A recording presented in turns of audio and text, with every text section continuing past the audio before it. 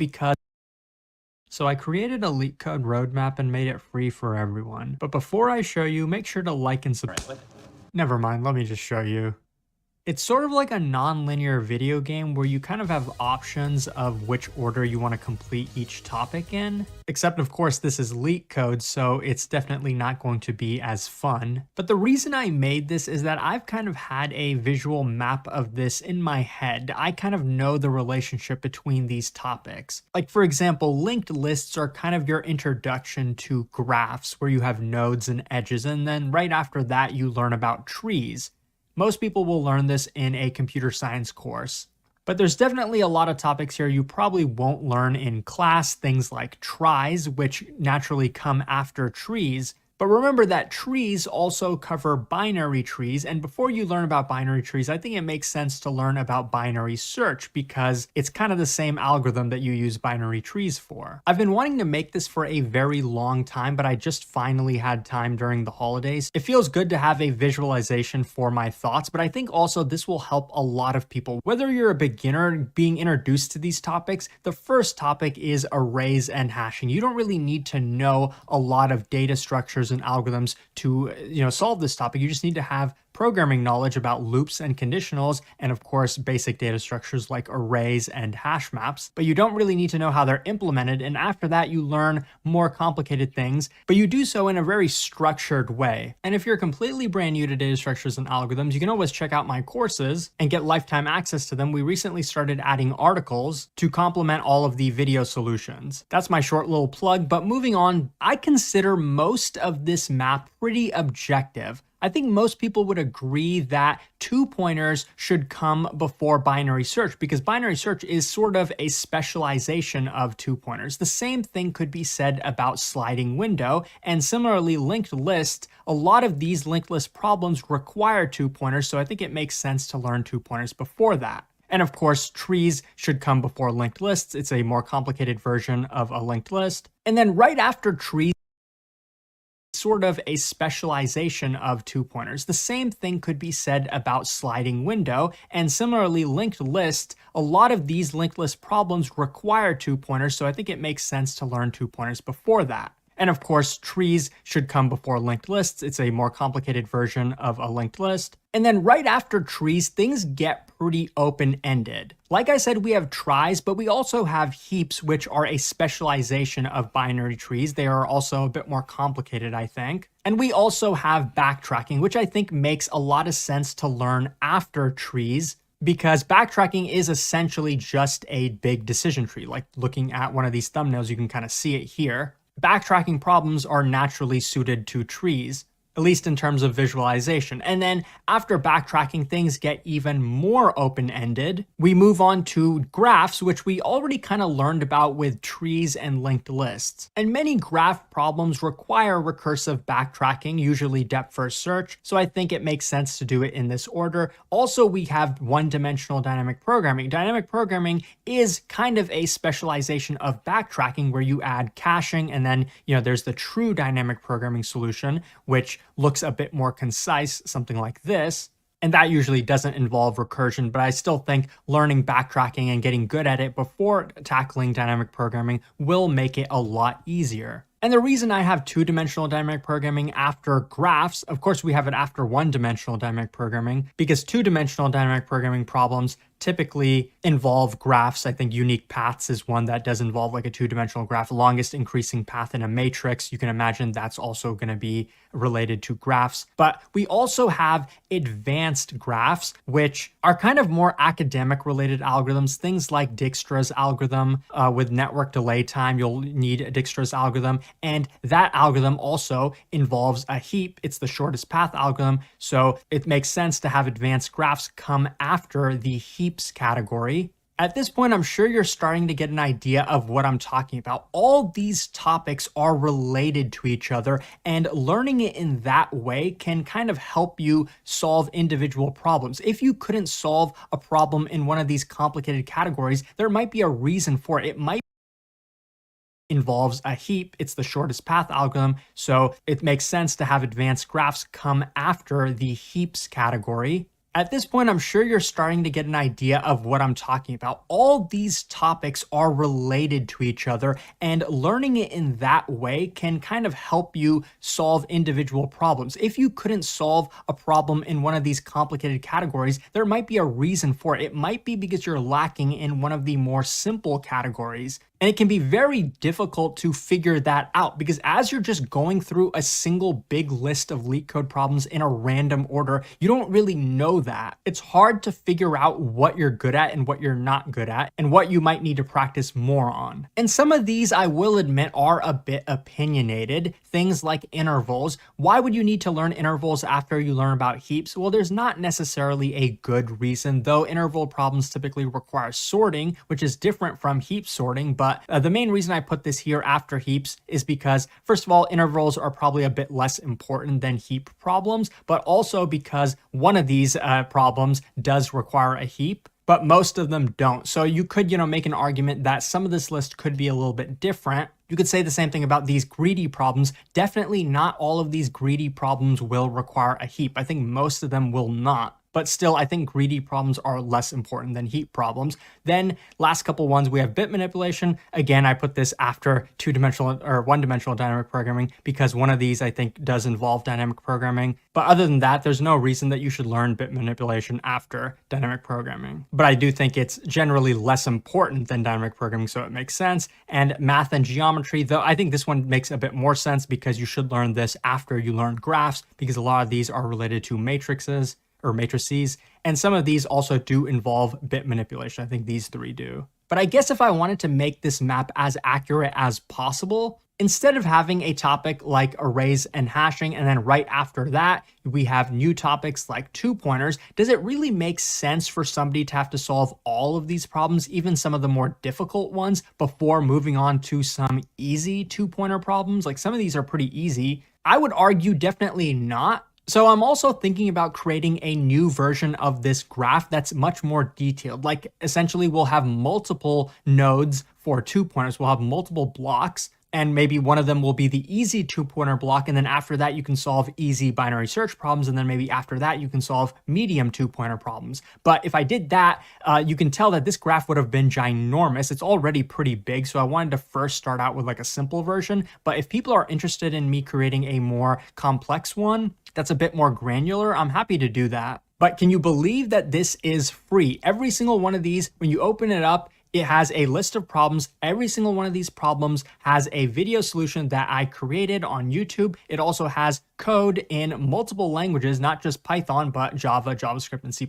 We're working on adding even more than that. Feel free to contribute on GitHub. I also added a few more quality of life features, things like being able to sort by the problem name, also by the difficulty, things that people have been asking for a long time. You can also star problems. Some people were asking for that. So feel free to, star all the problems you want. Also, you have to admit that it's kind of neat that this is a graph when we're learning about data structures and algorithms, which, graphs, you know what I'm talking about. And, you can play around with this. You can enable dragging, which will let you kind of move these around. But, if you do that and you let go of it, it's going to end up opening the panel. Sorry if that's annoying. And yeah, I mean, did I mention that this is completely free? So definitely try it out. If you want to do me a favor, tell everyone you know, your friends, your parents, your girlfriend, oh wait, your dog, tell everyone. And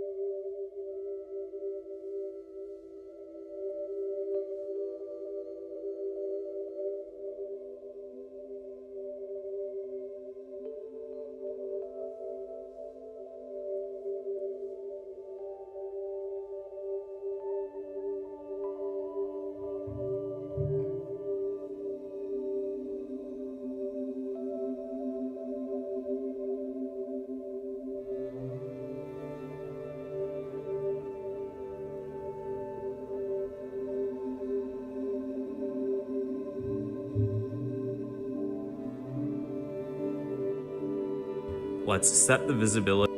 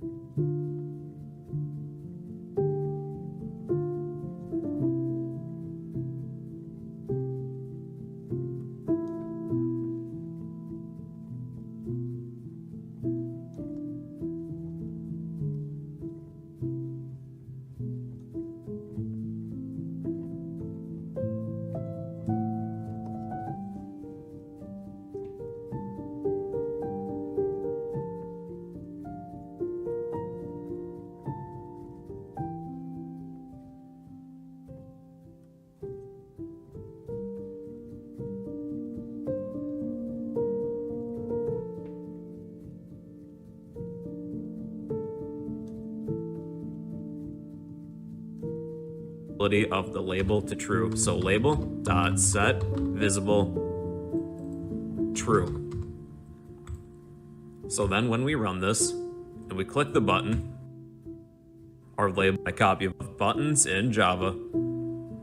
Hey, what's going on everybody? It's your bro here, hope you're doing well, and in this video I'm going to teach you guys how border layout managers work in Java, so sit back, relax, and enjoy the show.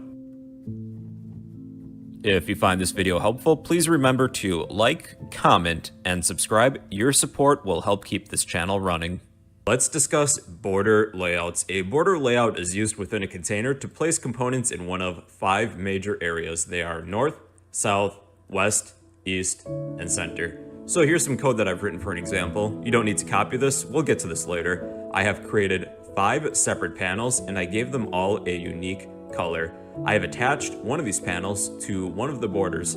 So panel 1 is attached to the north, then panel 2 to the west, east, south, and then center. Let's see what this looks like. So lo and behold, this is a border layout. The center panel will expand in size proportionately to the size of the frame. The top and bottom borders, they will expand horizontally, but not vertically when you resize this frame. And with the west and the east borders, they will expand vertically, but not horizontally when you expand this frame. Here's some uses of a border layout. You can use the north border for some sort of title. You can use the west or the east border for some sort of sidebar or navigation bar. You can use the south border for some sort of footer for your program. And the center border, you can use this for the, I would say, main part or main body of your program. So let's recreate what we witnessed step by step. So first we'll need a JFrame, so JFrame.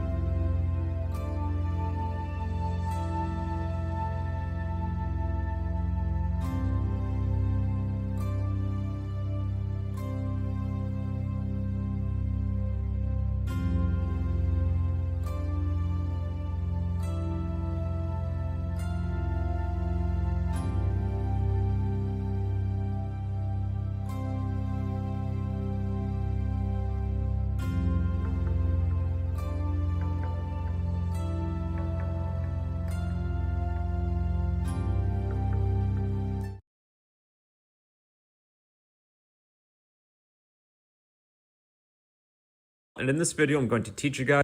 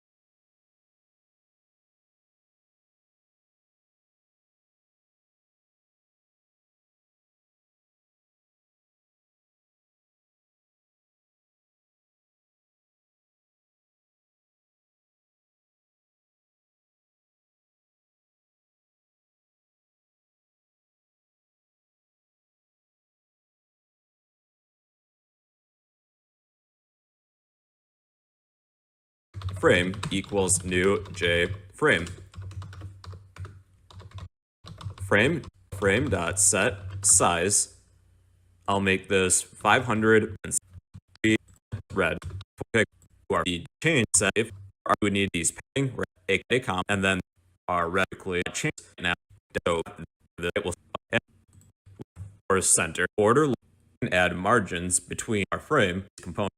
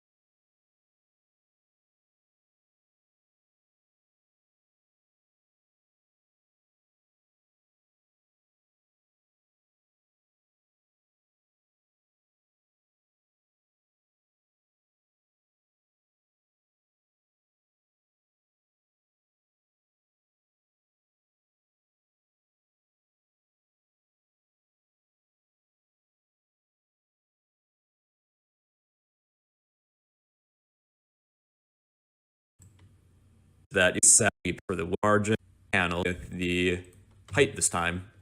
So now we'll have and pass them in worth of margin. So if you need to add margin, it's an own layout manager, and they use something called a flow layout as a container to add margin between components. You can just pass them in when you create a new border layout. Here's an advanced trick that you can do. With these panels, they can also act as a container with their own layout manager, and they use something called a flow layout manager by default. So let's say that we want to add some panels within our center panel, kind of like subpanels. This is how we can do that. So I'm just going to copy everything we have just to save time for the panel. 6 to panel will be with our is all out. We need center and now let's add the other. So we have a panel within dot add, but make sure there we go. So panel border. So let's change that to the south. There we go.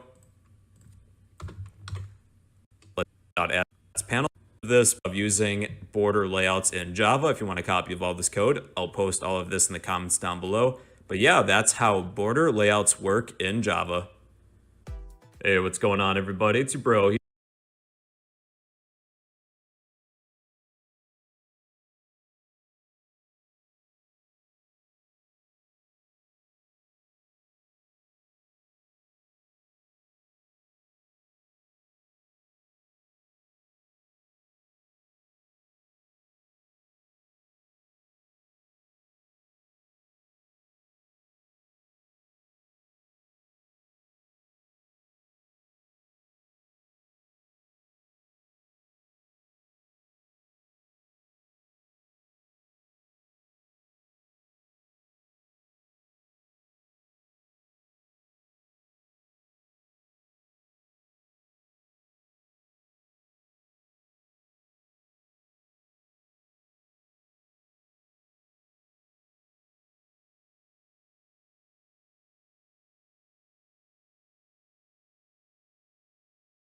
Here, hope you're doing well, and in this video I'm going to teach you guys how the Flow Layout Manager works in Java, so sit back, relax, and enjoy the show.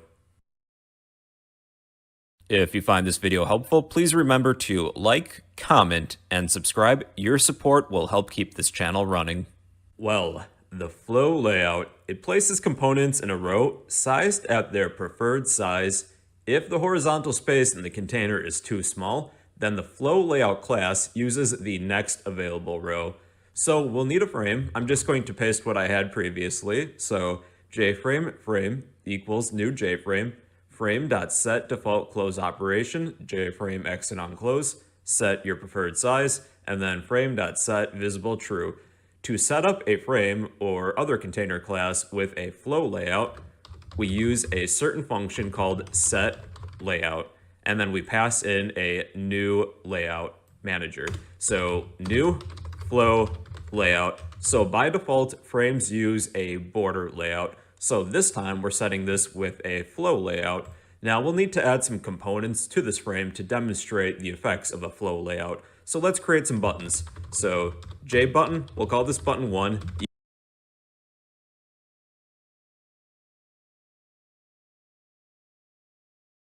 Equals new J button. All right, so I'm going to show you guys a shortcut too for creating components. So let's say that we're adding this button to the frame. So frame.add, then we say button 1, right? One shortcut that we can do just to save time is that instead of calling this by name, we can just say new J button and pass this in to the frame when we add this. And then we can give this like a number if we wanted to. So this will create a new J button for us. All right, so one problem that you might run into is that sometimes the flow in small. Well, the flow layout, it places components in a row sized at their preferred size. If the horizontal space in the container is too small, then the flow layout class uses the next available row. So we'll need a frame. I'm just going to paste what I had previously. So jframe frame equals new jframe, frame.set default close operation, jframe exit on close, set your preferred size, and then frame.set visible true. To set up a frame or other container class with a flow layout, we use a certain function called set layout, and then we pass in a new layout manager.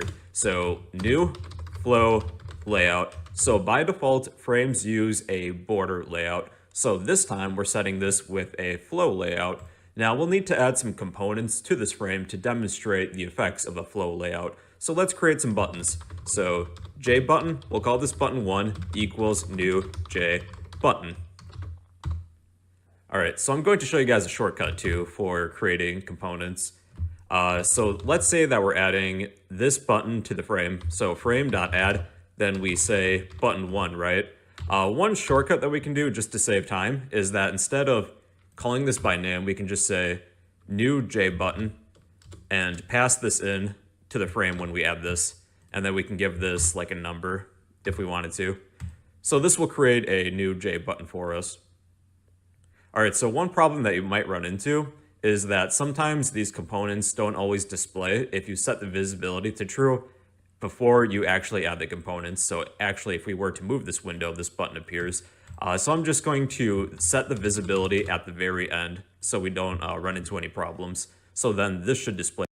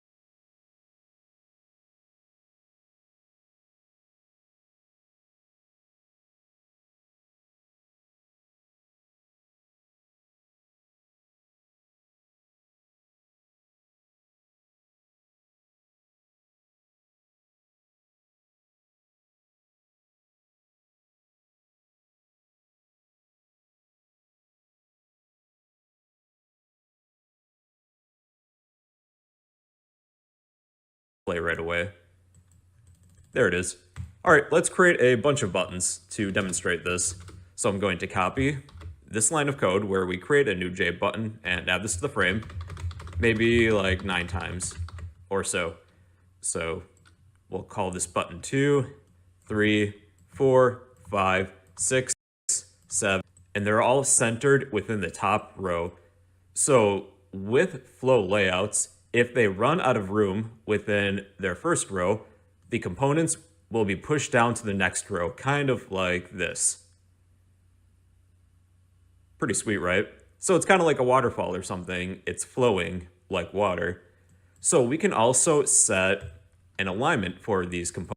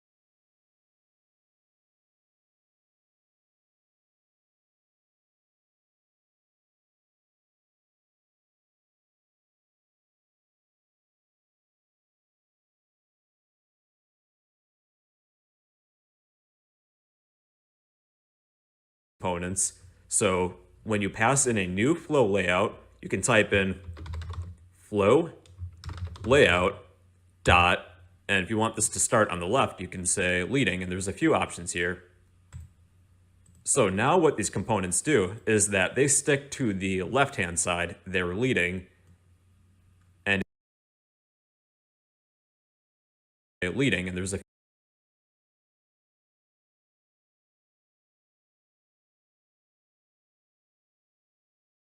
few options here. So now what these components do is that they stick to the left-hand side, they're leading, and if you were to expand this frame, they will stay in the top left corner. And then when you compress this frame, they will be pushed down. So the default is actually center. So we should see no change with what we had previously, where they will all stay in the center. And there's also trailing as well, so let's switch this to trailing.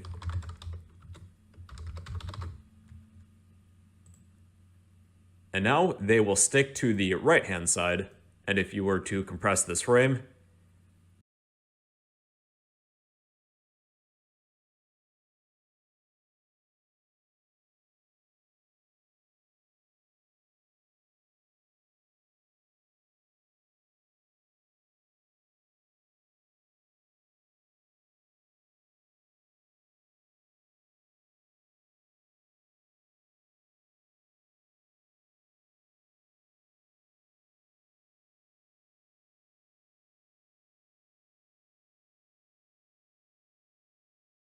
they will be pushed down.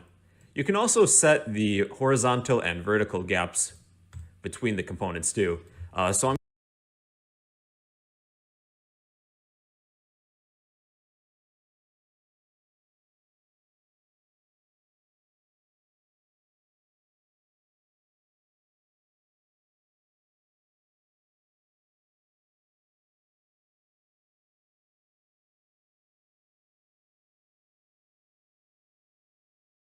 I'm going to change this back to center. To set some spacing, you pass in some integers when you actually create a new flow layout. So the first number is the horizontal spacing, and the second number is the vertical spacing. So if we set these both to 0, these buttons are going to be touching, which they are. So let's set the vertical spacing to 10. So now we have 10 pixels worth of space around the components. And then let's set the horizontal spacing to also 10. So now we have extra spacing between these components. With layout managers, you can also add layout managers to panels. So let's create a panel and add all of these buttons to our panel, then add the panel to the frame. So we'll need to create a panel and set this up with a flow layout manager. So let's create a panel, jPanel. We'll call this panel equals new jPanel. Then let's set a size for this panel as well. So panel.set preferred size. We need to pass in the dimensions by saying new dimension. With the shortcut, however, panel this time, these buttons ran out of room within the first row. The next panel width to is previous. Here, hope you're doing well. And in this video, I'm going to teach you guys all about grid layouts.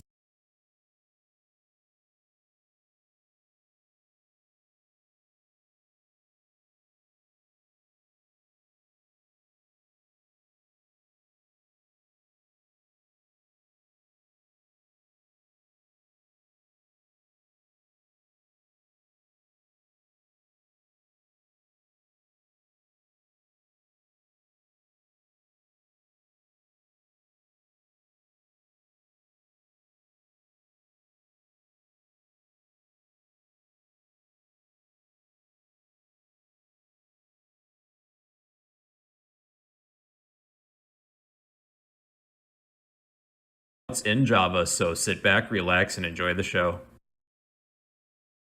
If you find this video helpful, please remember to like, comment, and subscribe. Your support will help keep this channel running.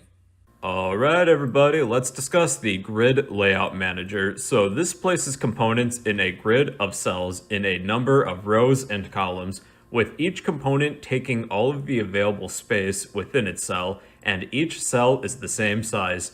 So to begin, we'll need a frame. We're going to add buttons to our frame. The frame is going to have a grid layout. So to create a frame, like always, we just say JFrame, we give it a name like frame equals new JFrame, frame.set default close operation, JFrame exit on close, give it a size, the size doesn't matter, and frame.set visible to true. So let's create a whole bunch of buttons. I don't know how many, maybe 9. So to create a button, we just type in JButton. We can give this a name like button1 equals new JButton. And then when we instantiate this, we can set some text to the button. So let's just pass in video on shorten the lines of code that we have to write. So instead of creating a button, we add this component to the frame to the other, just shortening this to save some time for us. So I'm going to create buttons as room as possible. So with this button, this number 9 button, it's taking up the entire frame and all the other buttons are hidden underneath. So we need to change the layout manager that we're using and we're ready to move on. With frames, by default, they use a border layout manager. So the components like to take up as much room as possible. So with this button, this number 9 button, it's taking up the entire frame and all the other buttons are hidden underneath. So we need to change the layout manager that we're using for the containing class, which is our frame. So frame.set layout, and we're going to pass in a layout manager. Which layout manager? A new grid layout. Well, because that's what we're learning about. And when we run this, all of these components, all of these buttons are all arranged in one row and one column for each component that we have. But we can specify the amount of rows and columns that we want for this grid. We could say the first number is the amount of rows, and the second number is the amount of columns. So here we have 9 rows and 1 column.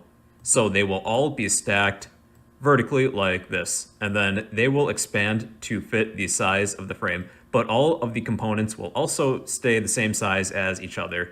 Let's say we want 3 rows and 3 columns. This is what this might look like. So we have 3 rows and 3 columns. And later on in this series, we do create a calculator program as well as a game of tic-tac-toe. So a grid layout works perfect for those programs. Now, when we create our instance of a grid layout, we can also add some arguments for the horizontal margins and vertical margins between these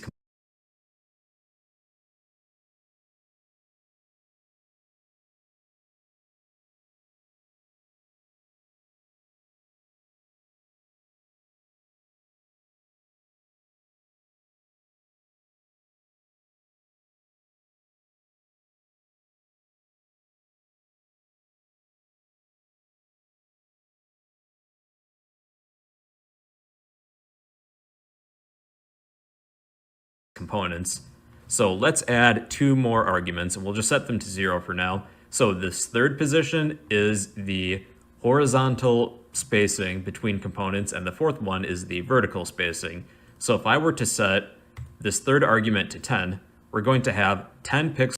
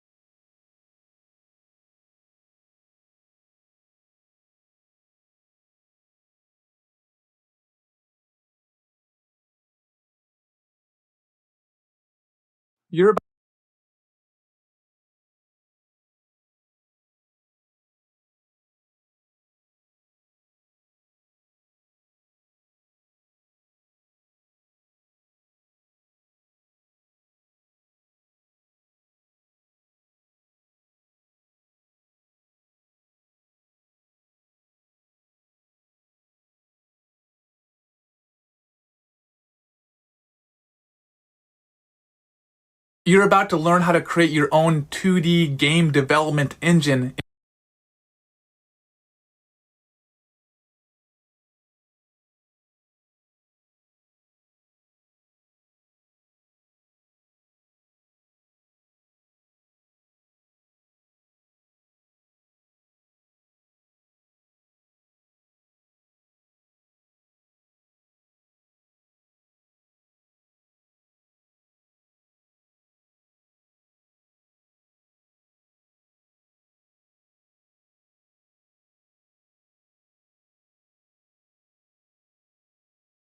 worth of margin between these components, between each column. And this fourth argument is the vertical margin. So if you combine these both together, you have 10 pixels worth of margin around all of the components. Now, what happens if you have an uneven amount of components that you add to a grid layout? So we have 3 by 3, so that works perfect for 9 components. Let's say that we add one more. We're going to add a 10th button. Like that. So what happens now is that this will actually create a new column for us. So we have 3 rows and 4 columns, and it tries to make this as evenly balanced as possible. So that's the basics of grid layout managers. If you want a copy of all this code, I'll post all of this in the comments down below. But yeah, that's the basics of grid layouts in Java. Hey, how's it going, everybody?